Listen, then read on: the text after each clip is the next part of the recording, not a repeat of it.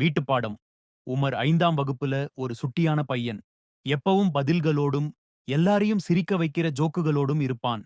டீச்சர கூட சில சமயம் சிரிக்க வைப்பான்.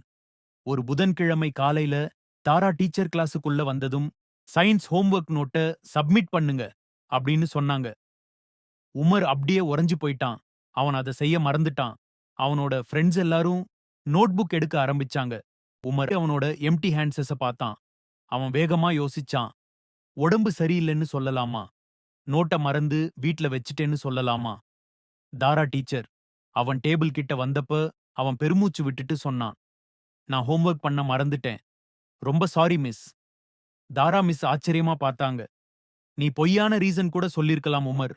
ஆனா நீ சொல்லல. உண்மைய ஒத்துக்கறக்கு ஒரு தைரியம் வேணும்.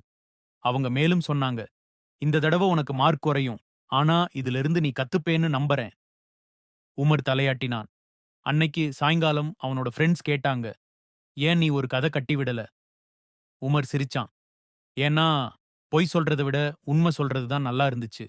எனக்கு கஷ்டம் வந்தாலும் பரவாயில்லன்னு தோணுச்சு. அடுத்த வாரம் உமர் அவனோட வீட்டு பாடத்தை சீக்கிரமாவே முடிச்சு குடுத்தான். தாரா மிஸ் அவனுக்கு ஒரு குறிப்பை எழுதிக் குடுத்தாங்க. நேர்மையா இருக்கிறது, பொய்யா இருக்கிறத விட நல்லது. அதுவரை உமர் கிளாஸ்ல ஜோக்கர்னே அறியப்பட்டான். ஆனா அதுக்கப்புறம் எப்பவும் உண்மைய பேசுறவன்னு அறியப்பட்டான்.